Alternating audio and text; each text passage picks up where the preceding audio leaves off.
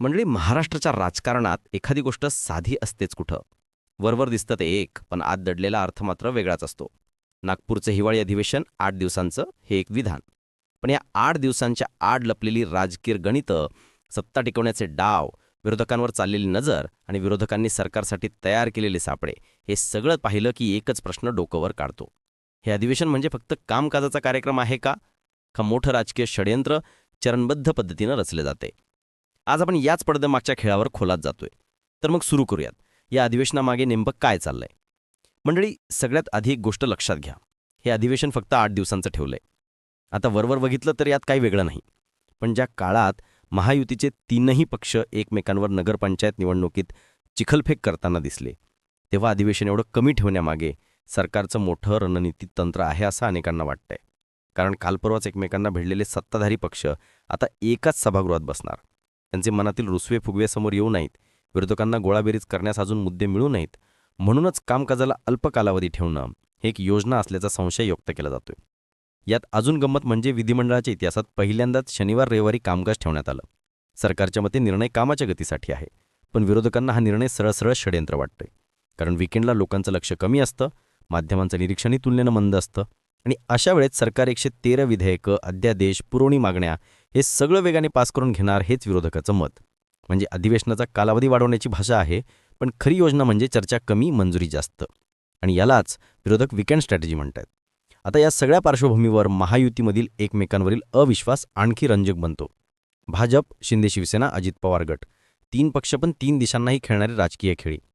नुकत्याच झालेल्या स्थानिक निवडणुका हे उघड झालंय. काही ठिकाणी ते एकत्र, काही ठिकाणी थेट एकमेकांच्या विरोधात.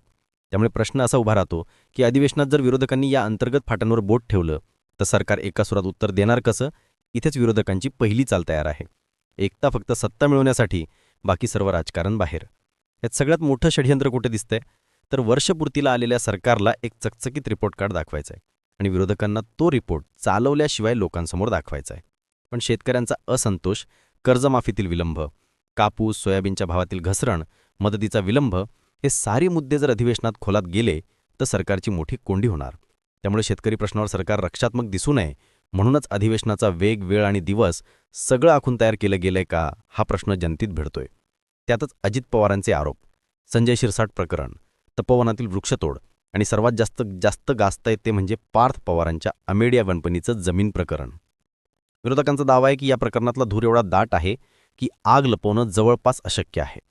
त्यामुळे अधिवेशनात सरकारला भ्रष्टाचाराच्या मुद्द्यावरूनच बचाव करावा लागेल.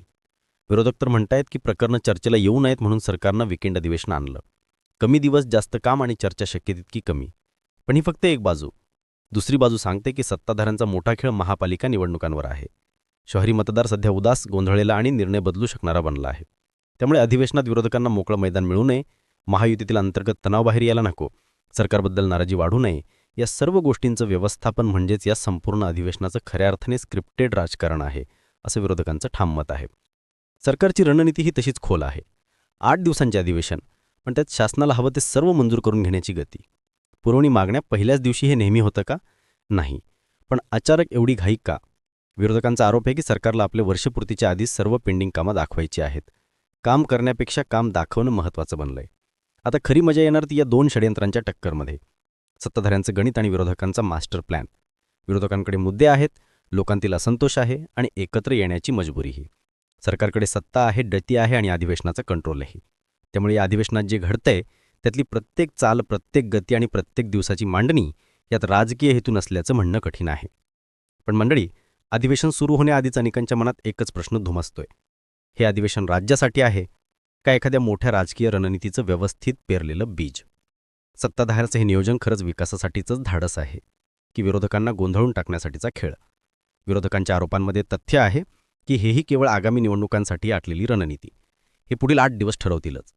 पण आता पुढचा प्रश्न, तुम्हाला काय वाटतं? या सर्व घडामोडींमध्ये खरंच एखादं मोठं राजकीय षड्यंत्र आकार घेत आहे का? याबद्दल तुमचं काय मत आहे कमेंट करून नक्की सांगा. आणि अशाच माहितीपूर्ण व्हिडिओंसाठी आपल्या आवाज महाराष्ट्राचा यूट्यूब चॅनलला सबस्क्राईब नक्की करा. धन्यवाद.